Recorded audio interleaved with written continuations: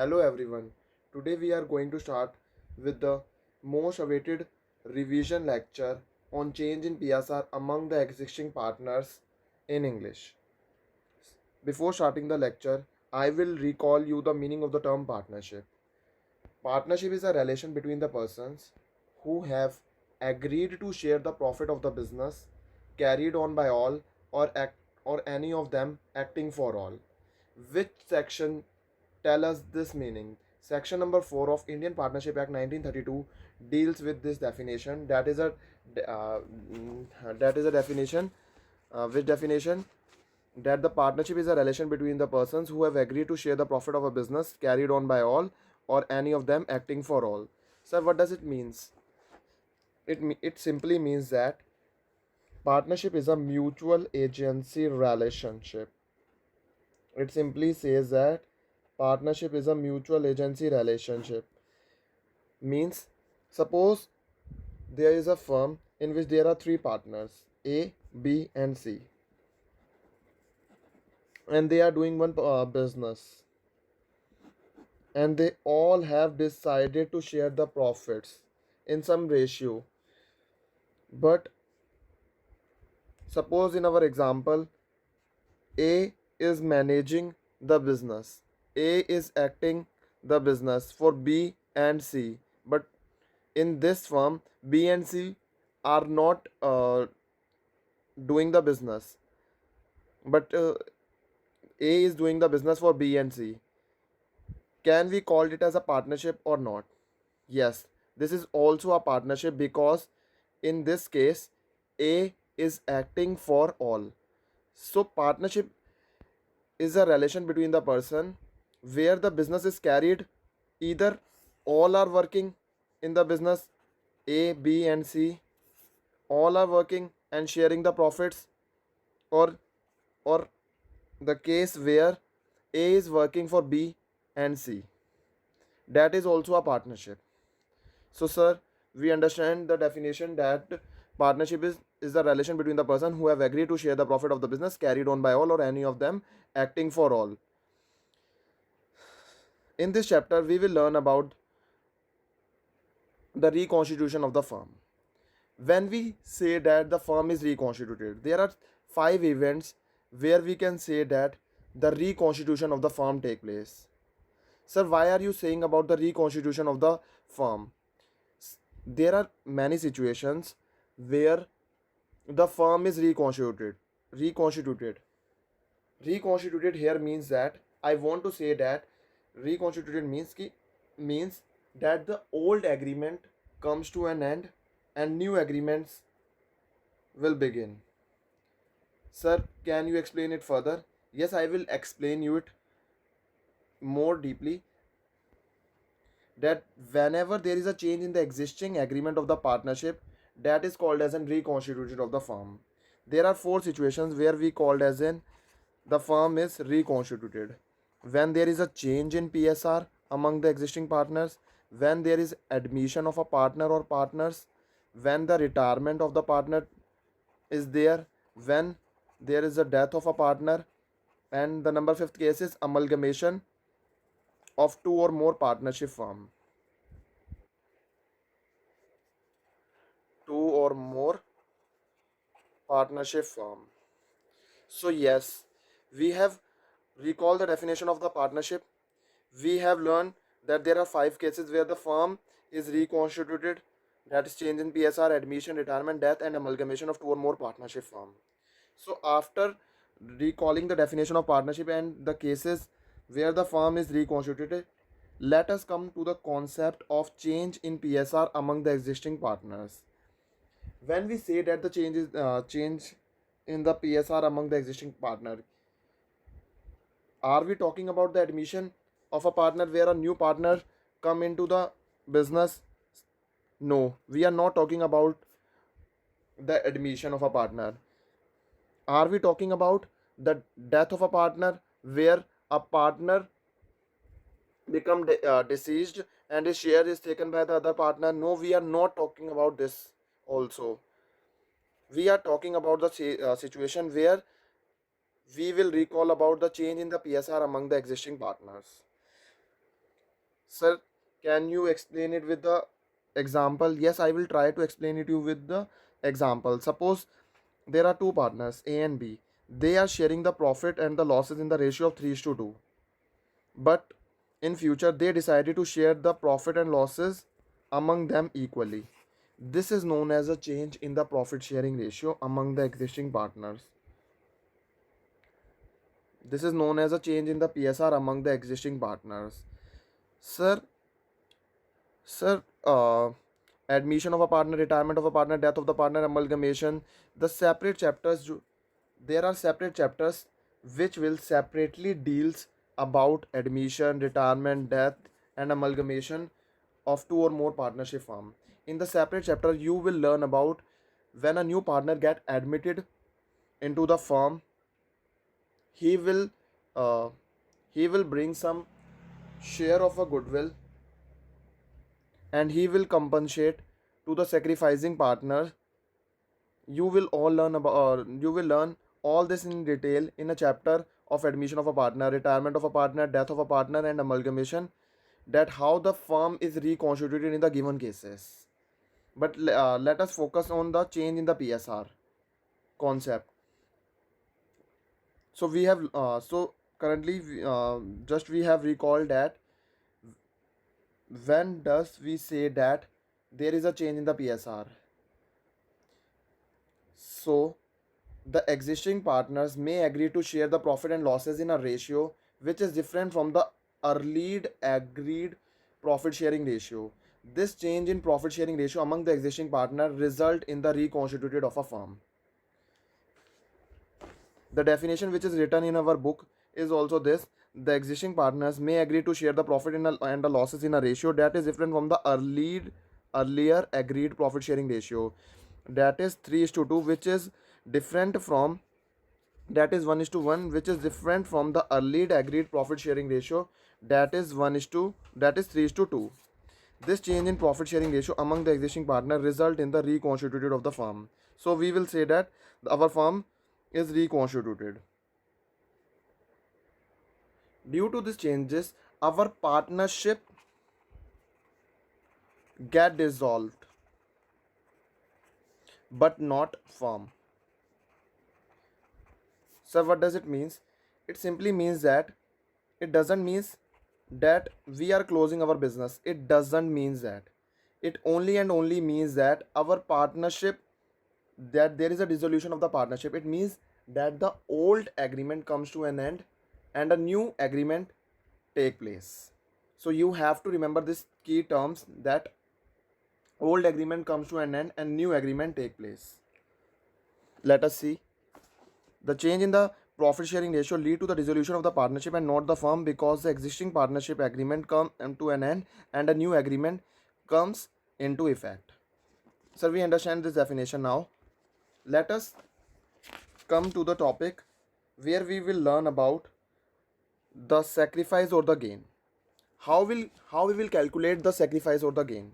Sacrifice or a gain is calculated by formula, that is old share minus new share. You don't have to mug up this formula, that why old share is written first and new share is written at last. The simple reason is that suppose we are taking one example where there are two partners A and B, same example, and suppose A's old share is 3, and I am not talking right now about the fraction. I am simply taking one common digit figure so that you will learn, you will get to know it in a better way. Suppose a partner's old share is 3, and due to the change in the agreement, he will get a new share worth rupees 2. What does it mean that? It means that due to the new agreement which take place between them, which take place between them, there which take place between them, he is sacrificing by rupees 1, because his earlier share is 3, but now he is getting rupees 2. So due to the agreement, he is losing by rupees 1. I am not talking about this example. I am talking some new example. I hope you are understanding what I am trying to say. Yes, sir. We are understanding what you are trying to say is, suppose this is the one partner and the other partner, suppose there is a situation where he is getting, where his old share is rupees 3 and he is getting the new share worth rupees 4. What does it means that? It simply means that this partner is gaining by rupees 1. This partner is sacrificing by rupees 1 and this partner is gaining by rupees 1. So this gaining partner will compensate the sacrificing partner, and the simple journal entry is gaining partner capital account debit to sacrificing partner capital account. Sir, what is the logic why we are crediting the sacrificing partner? The basic logic of crediting the sacrificing partner is that this sacrificing partner is less credited by some amount. That is a that may be very depend upon the situation to situation. So this partner's capital account is less credited. So what we have to do is we have to credit it, and we credited his capital account by the share he is sacrificing, and this gaining partner is more credited. How to remove this more credited effects? By debiting this partner's capital account. So by debiting this partner's capital account, we will remove the effect, and now no partner, after passing this simple journal entry, now the effect will nullify, and no partner, and now after passing this entry, no partner is gaining and no partner is sacrificing. Everything become resolved. Yes, sir. We are understanding what you are trying to say is, and now we clearly understand the definition of, that is the formula of how to calculate the gain or sacrifice ratio. Sacrificing and gaining share is calculated by the formula, that is the old share minus new share. Sir, let us come to the concept of determination of sacrificing ratio and gaining ratio. What is a sacrificing ratio? Sacrificing ratio is a ratio in which one or more partners of the firm forego, that is, sacrifice their share of the profits in a favor of one or more partners of the firm. Yes, this is clearly understand by the definition itself, where one or more partners of the firm sacrifice their share in the favor of the other. Let us understand this definition with a simple example. Suppose there is a firm where there are two partners, Amit and Arun, and they are sharing a profit and losses in the ratio of 3:2. They decided to share the profit and losses equally in the future. It means that they decided to change their PSR. So sacrificing ratio is calculated. How to read this? It means that out of 5 Amit's share is 3, and out of 5 Arun's share is 2, and in new case, out of 2 Amit's share is 1, and out of 2 Arun's share is 1. So we will concentrate on calculating the sacrificing share. For Amit, the sacrificing share is 3 by 5 minus 1 by 2, that is 5 into 2, 10, 5 to the 3 to the 6, minus 5, that is 1 by 10.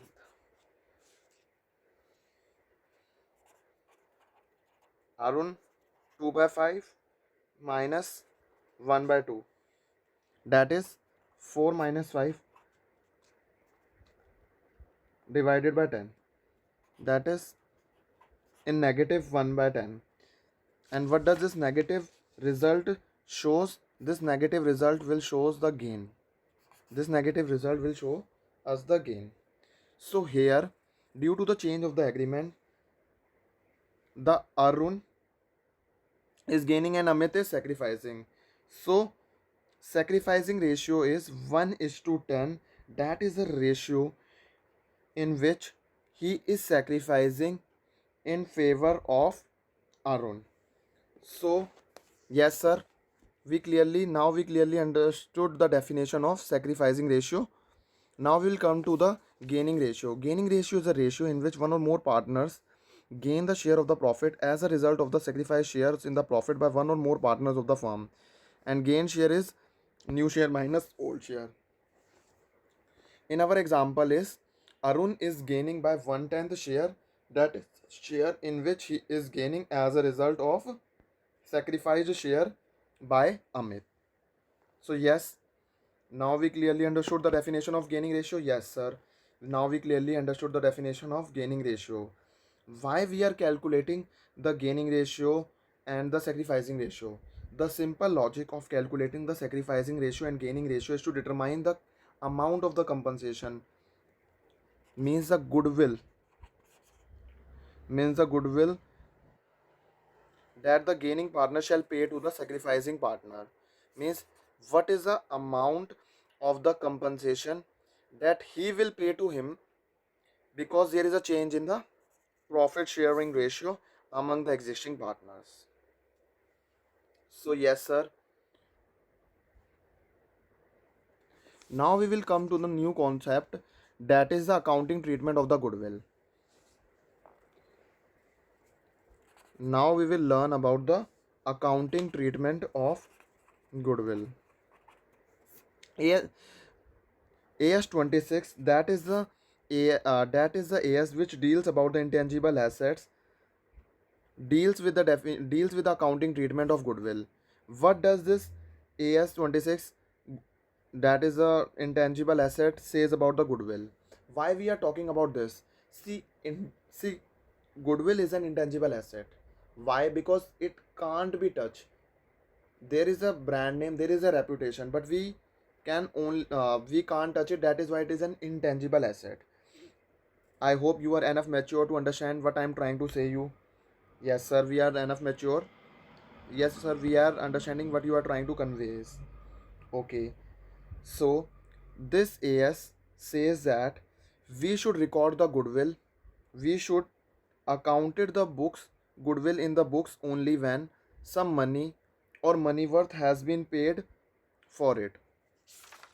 It simply means that, sir, can you explain it in the simple words? Yes, I will try to explain it in the simple word. It means that when we are paying something, only it means only purchased goodwill should be recorded in the books. Self generated goodwill should not be recorded in the books. Yes sir, now we understood what you are trying to convey is that the goodwill should be accounted in the books only when the consideration in money or money worth has been paid for it. Yes sir, suppose in the given example the goodwill is 50,000. So in the given case the amount of the compensation is 50,000 into 1/10, that is 5,000, and this 5,000 will be compensated by Arun to Amit. Sir, in case of admission, goodwill should not be accounted in the books. Why? Simply because no consideration in money or money worth has been paid for it. In case of retirement, goodwill should not be accounted in the books. Why? Because in this case also, no consideration in money or money worth has been paid. When there is a change in the PSR among the partners, no goodwill is accounted in the books. The simple reason is that no money or money worth has been paid for it. What do you mean by the money worth? Anything that is valued in the money, which is not money, but we can value it in the money terms, that is known as money worth. Matlab, it means suppose the suppose suppose we are getting an asset, and this asset worth rupees 50,000. Can this be called as an money? Yes, this is called as a money because it's this assets can be calculated in the monetary term. Its money worth is equivalent to rupees 50,000. So sir, just now you will tell us that in case of admission, as there is no consideration or money worth paid for it, and similarly in the case of retirement, and similarly in the case of change in the PSR, no money or money worth has been paid for it. So how to adjust the goodwill in this given cases? The simple process to adjust the goodwill is to adjust their effect through their partner's capital account. It means in the given cases, it is adjusted through the partner's capital account. And if there is any goodwill is and if there is any goodwill, and if it is accounted or it is raised, it should be written off immediately. What does the written off immediately means? It means that we have to we have to we have to credit it the goodwill, because goodwill is an real account, and the rule of the real account is debit means what comes in and credit means what goes out. So in the given case, we have to strike off the goodwill from our books, that is making the goodwill disappear from our books. So how to make it written off? By simply crediting the goodwill and debiting the partner's capital account. And how, sir? You just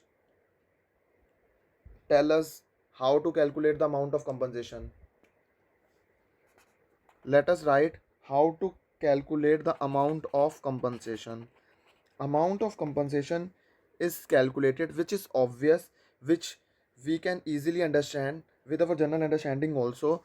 The amount of compensation is calculated by the formula, that is the value of the firm goodwill, which is given in our question.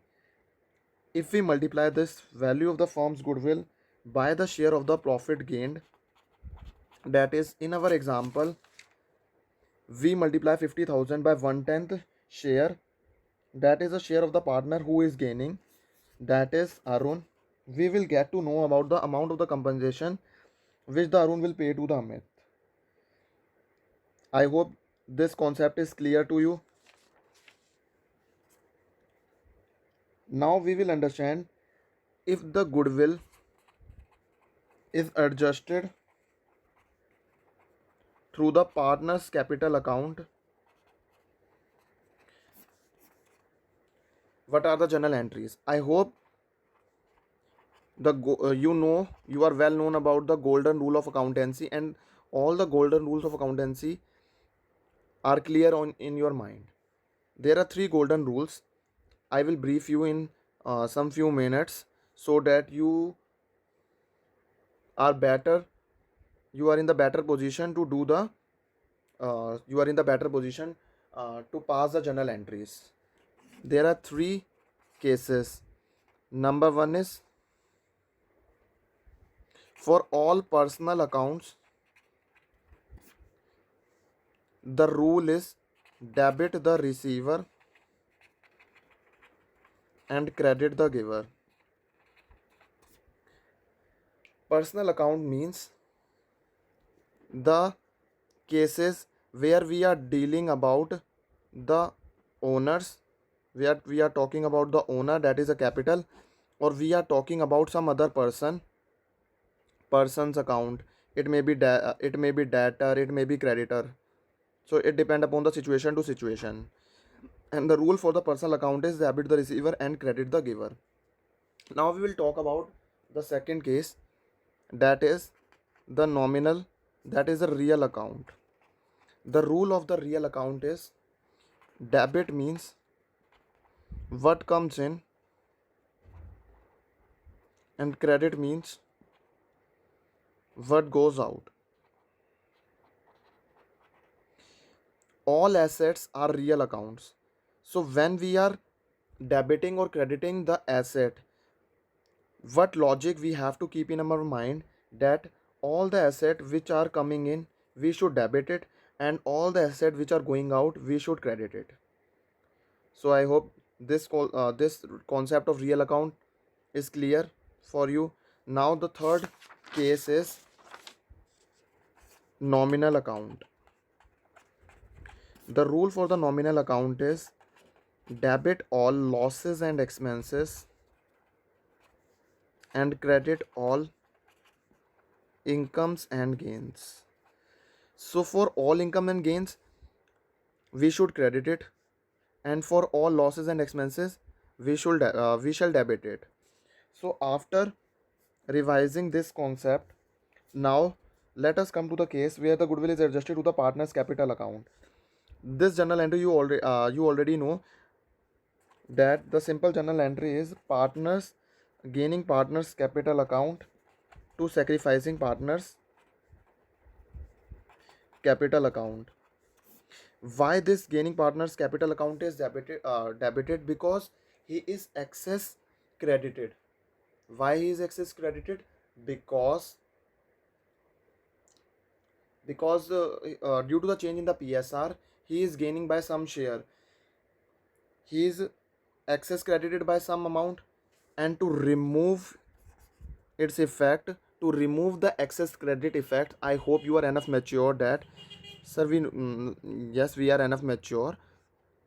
If we have to remove the effect of the excess credit, what you have to do is by debiting the same.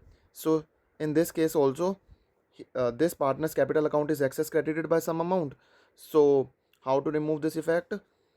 By debiting this partner's capital account, and this partner's capital account, that is a sacrificing partner's capital account, is less credited.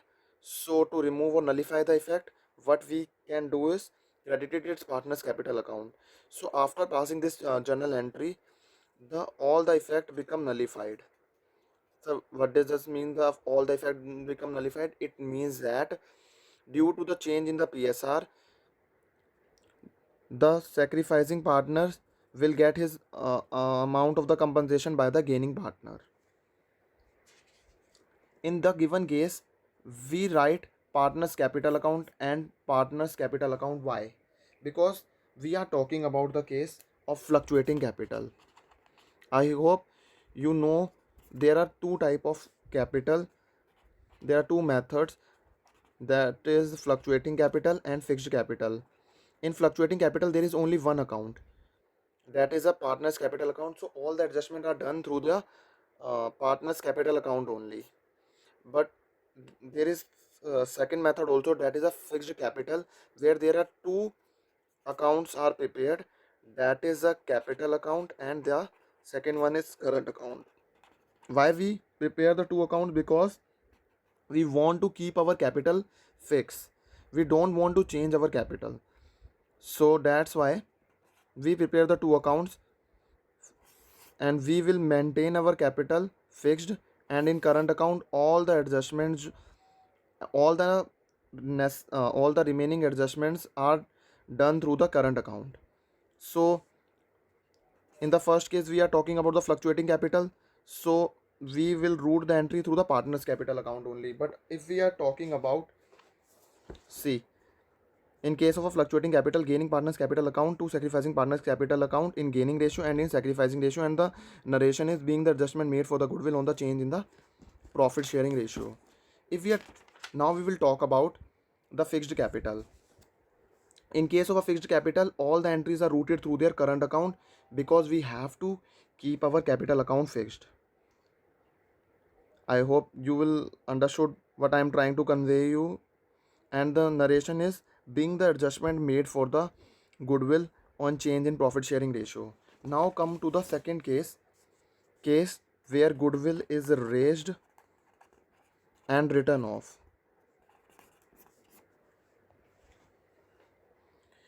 If there is a goodwill and it is raised in our books. Suppose the existing goodwill is 1 lakh and it is raised to the new goodwill is 1 lakh.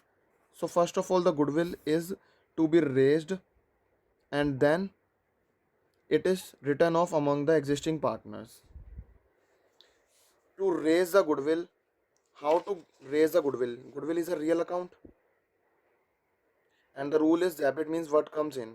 So to raise the goodwill, we have to pass a simple journal entry, that is goodwill account debit, with the full amount of goodwill, that is 80,000, to partners capital account. In their old profit sharing ratio, we will credit it the partners capital account in their old PSR, and after raising the goodwill, we will write off among the existing partners in their new profit sharing ratio. So the simple journal entry is partners capital account debit. To write off the partners capital account, how to write off the partners capital account? We are well aware of the fact that the capital increases on the credit side and decreases on the debit side. Write off means that we have to reduce the partners capital account, so we makes the partners capital account debited, and for credit we will see we are writing off the goodwill. So how to write off the goodwill? By crediting it, because the logic of real account is debit means what comes in and credit means what goes out. Here the goodwill is going out from the firm books, that's why we are crediting it. Remember,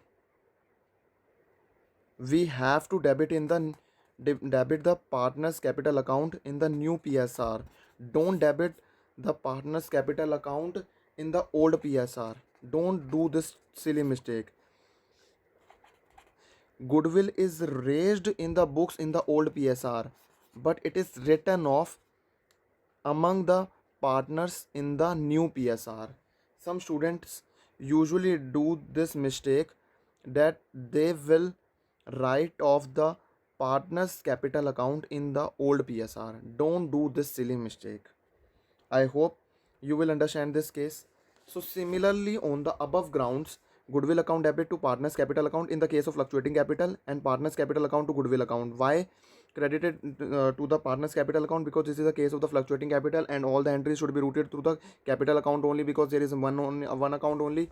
But in case of the fixed capital, all the accounts should be routed through the current account only, because we have to maintain and keep our capital account fixed.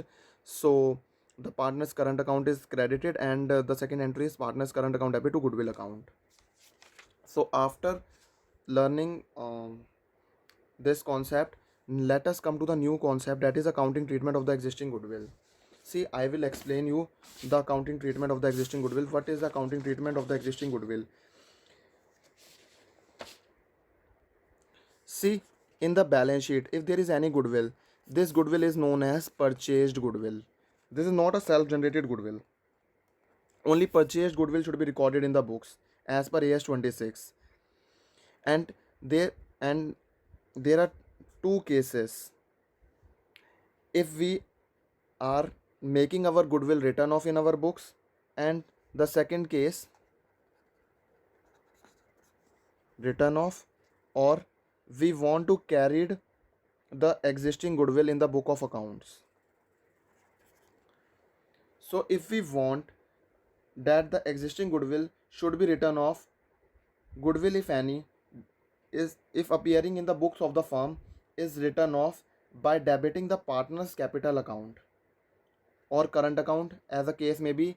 If we are talking about the fluctuating capital, then we should debit the partner's capital account, and if we are talking about where the capital accounts are fixed, we should debit the current account in their old profit sharing ratio, and crediting the goodwill account. And the simple journal entry is all partners capital or current account to goodwill.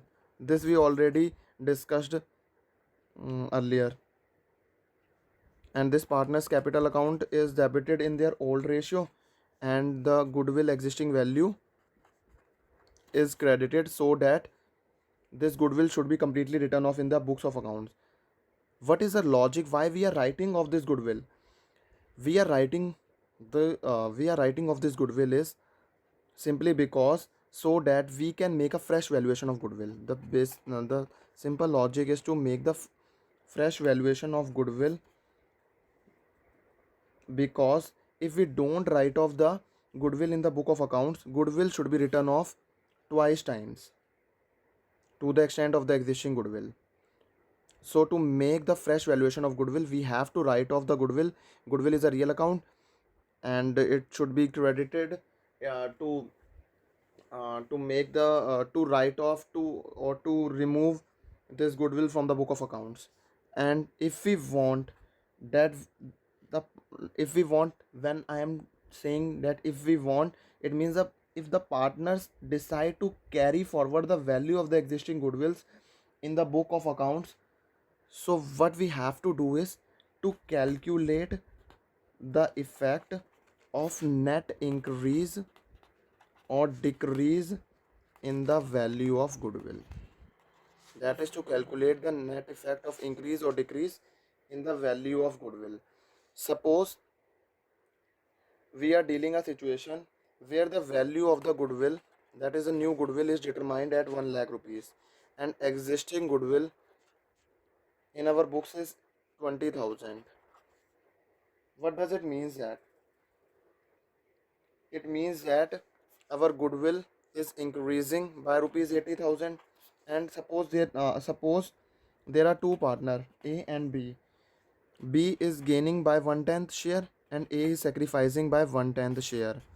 So B will compensate to A due to the effect of increase in the goodwill by rupees 80,000. So A will sacrifice 1/10 share in the favor of rupees. Oh, sorry. B will A will sacrifice 1/10 share in the favor of B. So the capital account of B will be debited and the capital account of A will be debited by 1/10 share respectively. So after knowing to the concept of accounting treatment of the existing goodwill, let us come to the concept of workman compensation reserve. What do you mean by the term workman compensation reserve, sir? Let us understand the term of workman compensation reserve. Workman compensation reserve is a reserve which is set aside out of the firm's profit to meet out the liabilities of the compensation to the employees. There are some situations where we have to pay the compensation to the employees. Say example, their accident take place, so we have to make a payment of the compensation to the employees. So for this purposes, workman compensation reserve is created, and workman compensation reserve is created by setting aside some amount from the firm's profit. Suppose we are talking about the firm whose profit is 1 lakh rupees, and for workman compensation reserve they set aside some amount, that is 5,000 rupees from the for the workman compensation reserve. Setting aside the some profit means that our profit will get reduced by the amount which we will set aside for the workman compensation reserve. So after making the workman compensation reserve, our profit will comes to 95,000. This is not the area of concentration. What is the area of concentration is that the workman compensation reserve. Sir, there are many situations. Yes, there are many situations, that is the claim may or may not arise. It may be possible that the claim may arise, that is the accident may occur, or there is a case that claim may not arise. What does this meaning of claim may not arise? Claim may not arise means that it may be possible that there is no accident, so no claim arise on account of compensation to the employees. So there are three cases that the claim may be equal to the reserve, claim may greater than the amount of reserve, and there may be a situation where claim is less than the amount of reserve. Let us first talk about the situation where the claim does not arise. If the claim does not arise, the workman there is a workman compensation reserve which is there in our books. So what we have to do to the workman compensation reserve, simply distribute it in the partners in their all profit sharing ratio, because there is no logic of maintaining this, because we set aside some amount for the workmen, and since there is no claim arise in the books, the simple step is to distribute this excess amount of workman compensation reserve among the partners capital account in their whole profit sharing ratio. And the journal entry is, we have to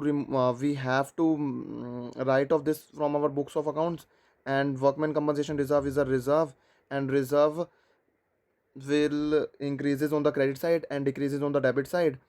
So we have to make a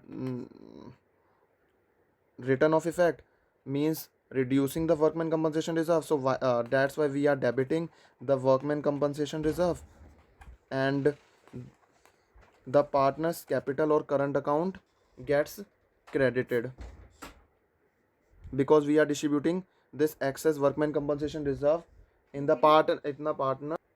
This is a case where the claim against the workman compensation reserve does not exist. Now we will talk about the case number 2 where the claim exists. And in this case there are three situations where the claim amount is equal to workman compensation reserve, where the claim amount is less than the claim is less than reserve, and claim is more than the amount of reserve. When the claim is equal to the amount of workman compensation reserve, it means that workman compensation reserve shall be written off by debiting the amount of workman compensation reserve, and the claim amount, that is a liability, and liability will increases on the credit side. So that's why claim gets credited, and workman compensation reserve, which is specially created for this purpose only, and the claim exists, and the situation is claim amount is equal to the workman compensation reserve. So basically what we have to do is we have to book the liability by crediting the claim amount, and for workman compensation reserve, see, workman compensation reserve is appearing in the book of account. Now there is no logic of keeping maintained the workman compensation reserve in the books, because we now know what is the amount of the claim. So basically uh, the best step is to create the liability by the amount of the claim, and to write off the workman compensation reserve from the book of accounts. So after understanding this, let us come to the concept where the claim amount is less than the reserve. Suppose claim amount is rupees 2000 and reserve is 3000. The case where the claim is less than the reserve, it means that we have created the excess reserve, and the claim amount which will arise on the account of compensation to the employees is less. So for this, the journal entry is, you will try the journal entry, that is workman compensation reserve account debit. See, workman compensation reserve is standing in the book of accounts by rupees 3000.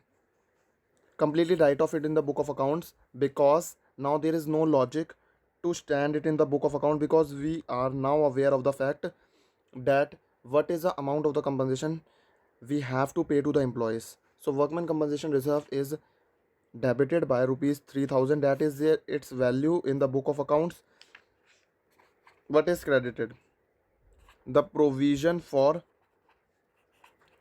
workman compensation claim, that is the amount of the liability which accrues or arises in respect of the compensation to the employees, is credited by rupees 2000, right? and and the remaining balance, that is 1000 rupees, that is that is basically occurring due to the excess amount of the reserve which we have created is credited or is distributed among the partners. So partner's capital or current account is credited by rupees 1000. It depends upon the situation. That is the situation where, that is the situation of fluctuating capital.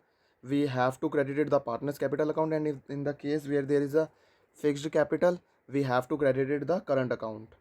I hope you understand this concept. That is the case where the claim amount is less than the reserve amount. After understanding this, we will come to the case where the claim amount is more than the reserve amount. Suppose there is a case where claim amount is 4000 rupees and the reserve which we created is rupees 2000, also 3000 only. So what we have to do is, in every situation, the common step is to write off the workman compensation reserve first. Workman compensation reserve is standing in the books of rupees 3000. Now there is no logic of keeping this in the book of account. Simply write off in the book of account. Reserve increases on the credit side and decreases on the debit side. We decreases it by debiting the amount by rupees 3000, and provision for workman compensation claim is credited by the amount of the claim which is arising.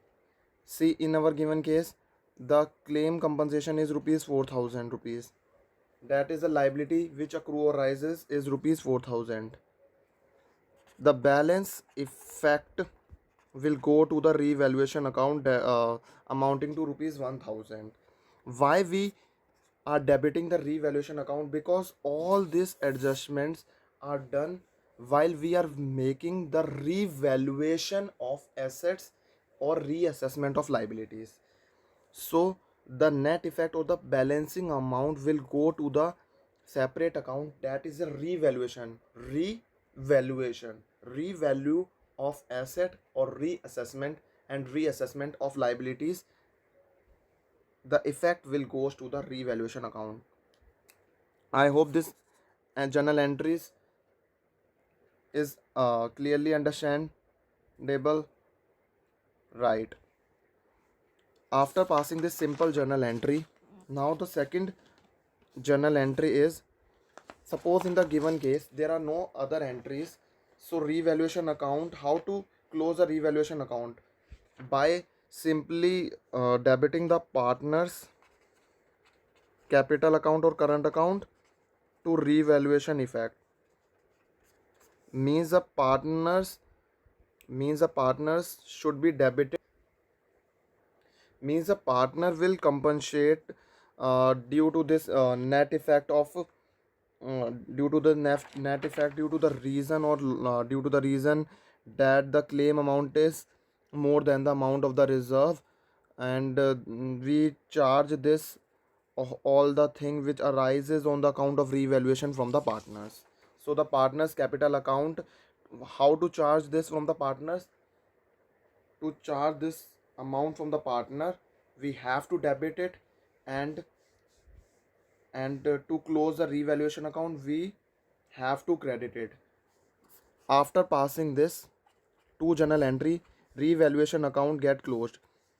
See this journal entry, how to post this journal entry is partners capital account to revaluation account. Revaluation account is credited by partners capital account, and the earlier journal entry was workman compensation reserve revaluation account to provision for workman compensation reserve.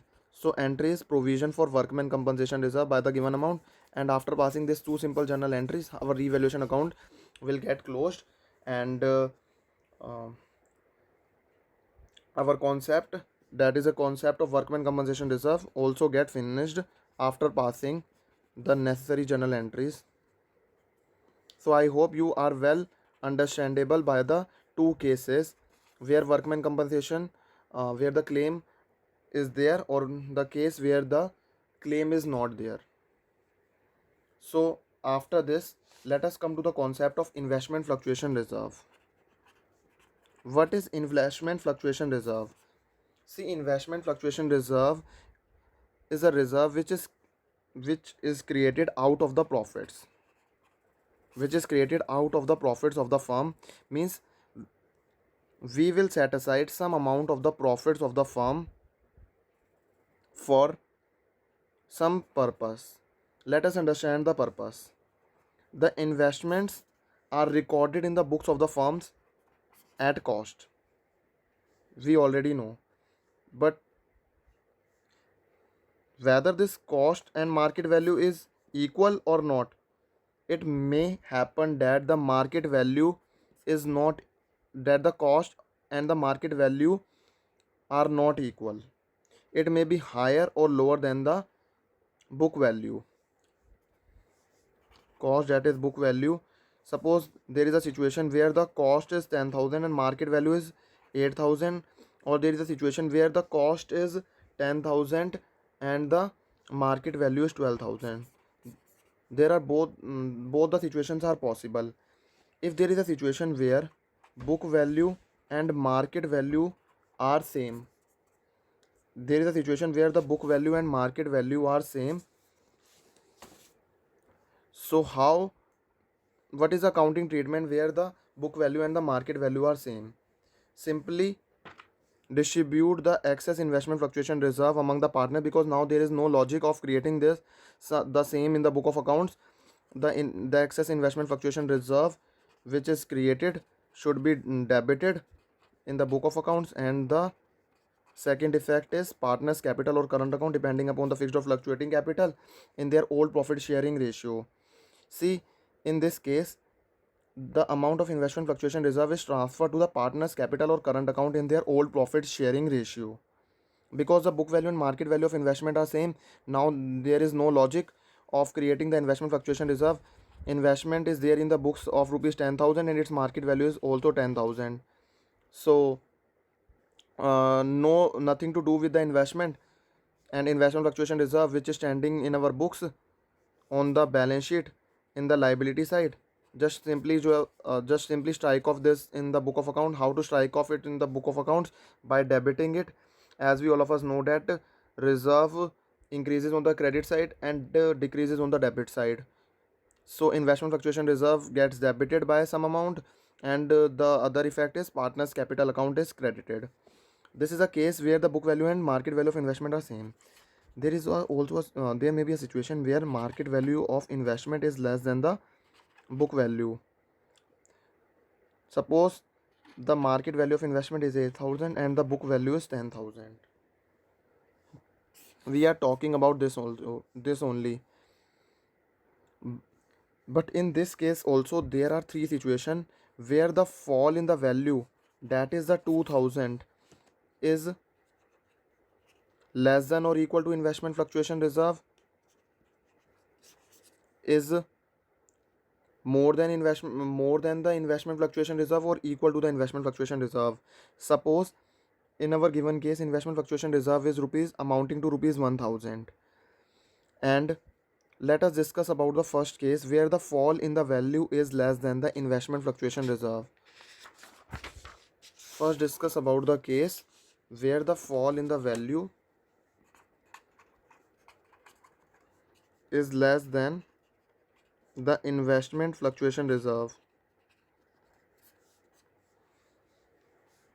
Suppose the investment fluctuation reserve is there in our books amounting to rupees 5,000, or say 3,000, and their fall in the value is rupees 2,000 only. So the first step, that is a common step, is simply write off the investment fluctuation reserve. Now there is no logic of keeping this investment fluctuation reserve in the book of accounts. Reserve increases on the credit side and decreases on the debit side. To write off in the book of accounts, we have to debit the investment fluctuation reserve account by which amount? 3,000 rupees. And to investments will credited by the amount of the decline in the value, that is the book value minus में market value, that amounts to rupees 2,000 in our given case. That is the market value and book value. Net change is rupees 2,000. See our investment will get decreases by rupees 2,000. How this 2,000 comes? 10,000 minus 8,000, that is the 2,000. See, you do not get confused that the investment fluctuation reserve is separate and the decline in the value is a separate thing. These two things are separate. Students usually get confused. They sometimes think that these two things are same always. No, these two things are not same always. There may be situations where they get differ. We are talking about that situations only. So investment fluctuation reserve will get write off by simply debiting the amount of investment fluctuation reserve which is there in the books, that is rupees 3,000. Investment, see, the investment is falling. Why? Because its cost is there in our books amounting to rupees 10,000, but its market value is 8,000 only. So the what is the logic of keeping the investment at rupees 10,000? Just simply make its value decline by making its value come to rupees 8,000. To make its value coming to 8,000, we have to credit it the amount of the investment. See, investment is a real account. Debit means what comes in and credit means what goes out. It is going out in our books by rupees 2,000, so we credited the investment by rupees 2,000, and the remaining amount which is coming due to the excess amount of the reserve which we created for rupees 1,000 will get distributed among the partners in their old profit sharing ratio. So this 1,000 will get distributed among the partners in their old profit sharing ratio. Here the partner's capital or current account depending upon the situation to situation. In the case of the fluctuating capital, partner's capital account get credited, and in the case of the fixed capital, current account will get credited. Suppose there is a situation where the fall in the value is equal to the investment fluctuation reserve. It means, suppose this is a separate case. This is individual or a separate case from this case. Suppose the investment fluctuation reserve is there in our books of rupees 2,000, not 3,000, and fall in the value is also 2,000 rupees. So, see, investment is falling by rupees 2,000. So, investments get credited by rupees 2,000 and investment fluctuation reserve. Now, there is no logic for keeping it maintained. We have created this investment fluctuation reserve for decrease in the value of the investment. Now we are well aware of the fact that our investment will get decreased by rupees 2,000. So simply write off this investment fluctuation reserve. That is a common step to write off is by debiting the investment fluctuation reserve by rupees 2,000 and crediting the investments. See, investment is declining. Credit means what goes out, and the investment will get credited by rupees 2,000.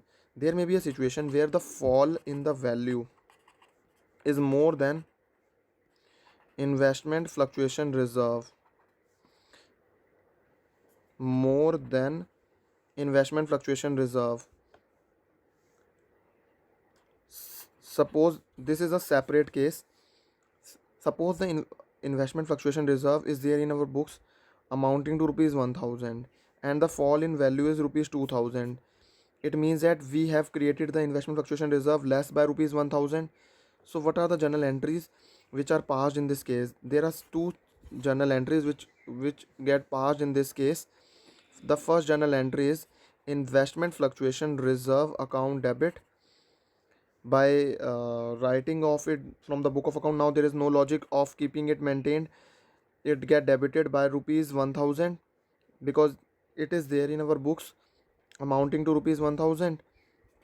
Investment will get credited by rupees 2,000 because there is a decline in the value of investment by rupees 2,000. Credit means what goes out, so investment will get credited by rupees 2,000, and the balance effect is revaluation account because here we revalue our investment. Revalue means change in the value of asset, so that's why the effect will get to the revaluation account.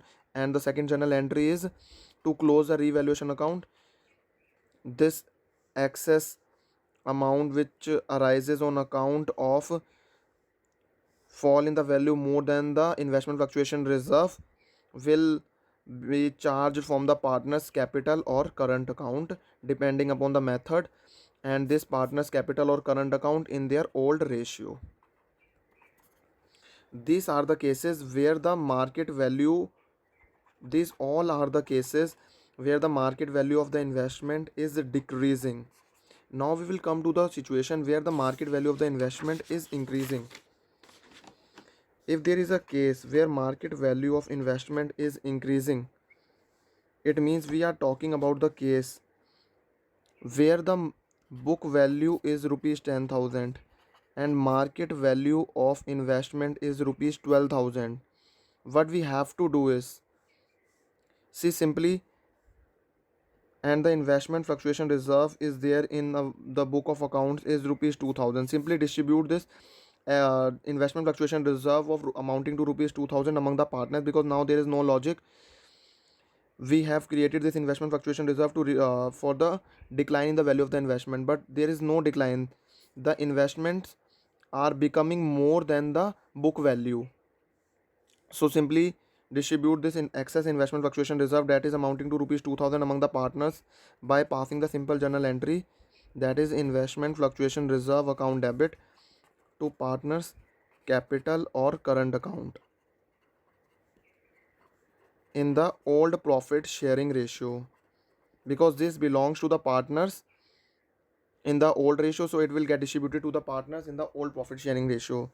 And the second journal entry is investment account debit, investment account debit to revaluation account.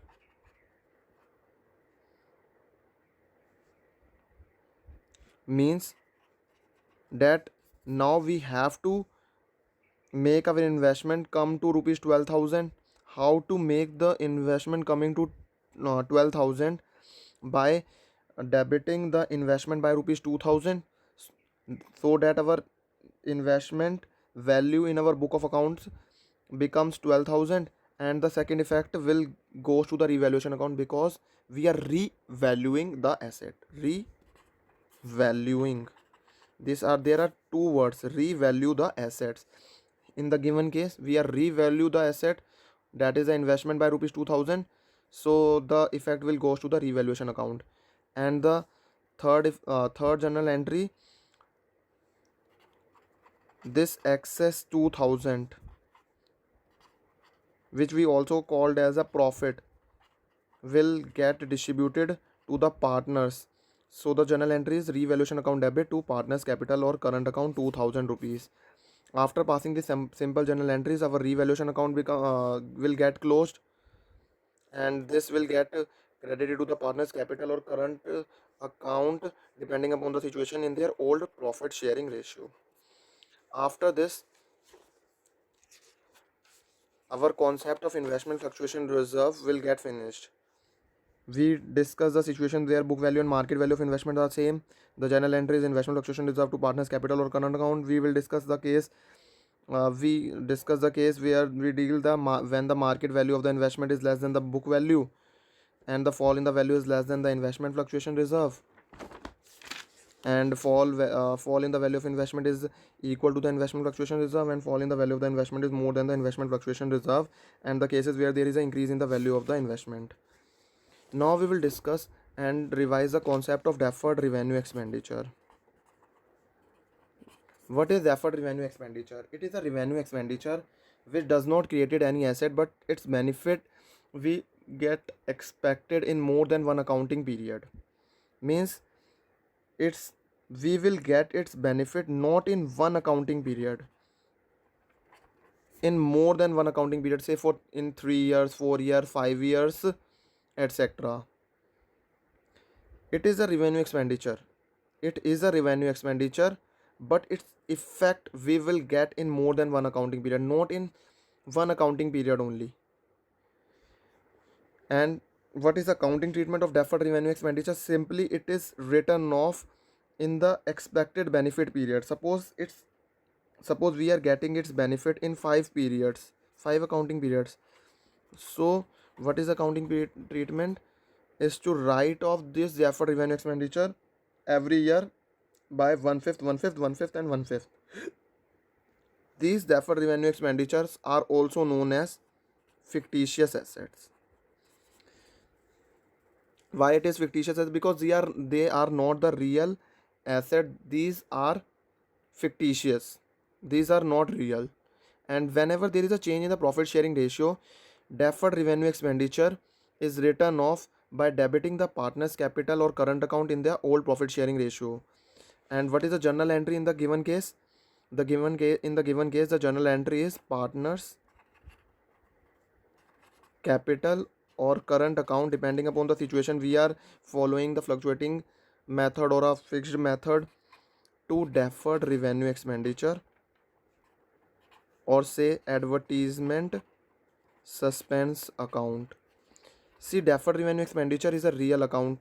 Deferred revenue expenditure is a fictitious asset, and asset will decreases on the credit side. Real account means debit means what comes in and credit means what goes out. See, deferred revenue expenditure is going out from the book of accounts, so it is credited by the amount, and the partner's capital account will get charged by the amount of the deferred revenue expenditure, because there is a change in the profit sharing ratio among the existing partner. And to make the effect, we have to charge this deferred revenue expenditure from the partner's capital or current account in their old profit sharing ratio. After this, now we will revise the concept of revaluation account. What is a revaluation account? As it is clearly evident from the name itself that we are revaluing the asset. That is, we are revaluing the asset. How to do the revaluation of the asset? The separate account is prepared, that is known as revaluation account. Assets are revalued and the liabilities are reassessed at the time when there is a change in the profit sharing ratio among the existing partners. Suppose the existing ratio is 3:2 and now the ratio is 1:1. That is a change in the profit sharing ratio among the existing partners. Whenever there is a situation, this situation arises where there is a profit sharing ratio changes among the partners, assets are revalued and the liabilities are reassessed, and whatever the gain or the loss arising from crediting or whatever the effect is coming, it should be credited or debited to the partner's capital account in the old profit sharing ratio.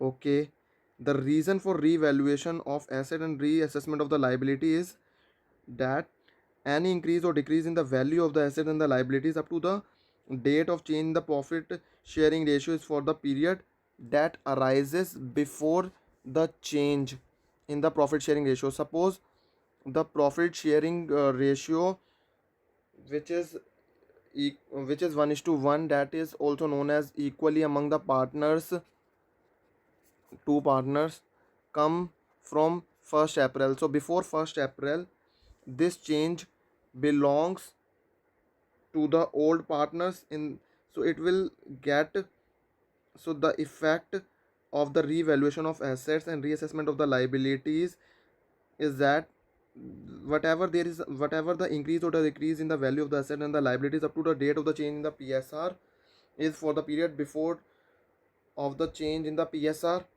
Therefore it shall be shared by the partners, that is A and B, in their old profit sharing ratio itself, that is 3:2. And the partners may decide to record the revised or the change value of assets and liabilities in the book of the firms, or not to record the revised value of the assets and the liabilities in the books of the firm. What are the accounting treatment? How to record the revaluation of the asset and reassessment of the liabilities? See, if there is an increase in the value of the asset, to record this effect, simply assets get increased on the debit side, so asset increases on the see, assets, there is an increase in the value of the asset on account of change in the PSR, so debit the asset. When there is a decrease in the value of the asset, credit the asset. Increase in the value of the liability, liability increases on the credit side, so credit the liability.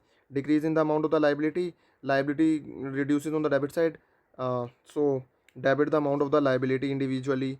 For recording an unrecorded asset, unrecorded asset matlab means there is an asset which is not there in our book of accounts. So to record the unrecorded asset, debit the unrecorded asset, because the asset is a real account, and the rule of the real account is debit means what comes in and credit means what goes out. So recording an unrecorded asset, for recording an unrecorded asset, debit the unrecorded asset account, and for recording an unrecorded liability, credit the unrecorded liability account. And the the second effect, for the change in the value of the asset or the liability, goes to the revaluation account, because we are revaluing the asset or reassessing the liabilities. So the second effect will goes to the revaluation account. And the final balance which will arises after doing all this is when there is a net gain due to this, means that the revaluation account, after passing all the journal entries, suppose that the credit side is more than the debit side, due to which gain is coming, it shall be distributed among the partners. And how to distribute it? See, we are talking about distributing among the partner. It means that the partner's capital account is crediting, and the second effect is goes to the revaluation account. And and if there is a situation where debit side is more than the credit side, it means that there is a loss. And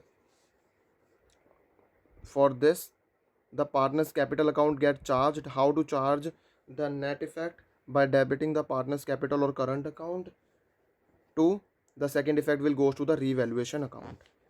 Now coming to the next concept, that is a concept where the expenses on the reconstitution of the firm. There may be a situations where the expenses may be incurred by the firm to give the effect of the change in the PSR. These expenses may be incurred as a remuneration to a partner or as a payment to the outside party for rendering their services. And the expenses whatever are incurring should be debited to the revaluation account, because these are the expenses which are incurred relating to the reconstitution of the firm. Our firm is reconstituted because this is a situation of change in the PSR, and as we know that in the case of the change in the PSR, it is called as a reconstitution of the firm. And in this case, as the partner is giving their services to the firm and the firm is giving the remuneration to the partner, for giving the remuneration to the partner, how to give the what is the journal entry? I hope I hope it is very easy. And the simple journal entry is revaluation account debit to concerned partners capital account. Revaluation account debit to partners capital account. See, we are giving the remuneration to the partners, and it is an income for the partner, and partner's capital account increases on the credit side, so we credited the concerned partner's capital account. And the second effect will goes to the revaluation account. Suppose this is a situation where the remuneration is paid to the partner. Sometimes there may be a cases where the remuneration include the expenses also. And suppose there may be a situations where the remuneration includes the expenses also, and these expenses are to be borne by the partner itself. So in that case, we have to do nothing, because it is to be borne by the partner itself. So in this case, we have to do nothing. And if the question is silent, who have to borne the expenses which are coming arises or arising on the account of reconstitution of the firm, it is always assumed that the partner has to pay the said expenses, whatever is the amount of the expenses which arises or accrues on the account of reconstitution of the firm. Suppose on the firm is reconstituted, and the expenses which come arises is and the expenses which arises on account is rupees 10,000 only. And in the case if the question is silent, who borne this amount of rupees 10,000, partner or firm, it is always assumed that the partner has paid the said expenses. And if the case in the case if the partner is to bear the said expense, and the if the partner is to bear the expense and the said partner has also paid the said expense, no entry is passed. because the person who has to bear it has simply paid it. In case expenses are to be borne by the partner but paid by the firm, the journal entry is concerned partner's capital account debit to cash or bank, because it is to be paid to the partner but the firm has paid it. So to charge this from the partners, we have to debit the partner's capital account, because the partner's capital account uh, and see expenses we are bonding na, so cash or bank will get credited, because cash or bank as a case maybe what we have paid as a cash or bank is a real account, and the rule of the real account is credit means what goes out, and if the expenses are incurred and paid by the firm, simple the journal entry is revaluation account debit to cash or a bank account. Revaluation account debit to cash or bank. This is a case where the expenses for the reconstitution of the firm is paid by the firm itself, and see it arises on the account of revaluation of asset or reassessment of liabilities. The effect will goes to the revaluation account, and the second effect will goes to the cash or bank account, because the cash or bank account will get reduced. See, okay. After this is a specimen of revaluation account which arises after passing all the necessary journal entries which we now the case arises when the revised or the change value of the assets and the liabilities are not to be recorded. Gain, that is a profit or loss on the revaluation of asset and reassessment of the liabilities, get adjusted to the partner's capital account by passing the simple adjustment entry by debiting or crediting the capital or the current account of the gaining partner and crediting or debiting the sacrificing partner. And for this the simple four steps are to be followed. So first, calculate the net effect which arises on the account of the revaluation, and for this, increasing in the value of the asset, as the asset is increasing it will have a positive impact, so that's why increasing the value of the asset will get added, and decreasing the amount of the liabilities will also get added, because it will benefit, it will give a benefit to us. Decrease in the value of the asset will get will be deducted. Increase in the amount of the liability will also get deducted, because as a decrease in the value of the asset, it means we are getting the lesser benefit in the future.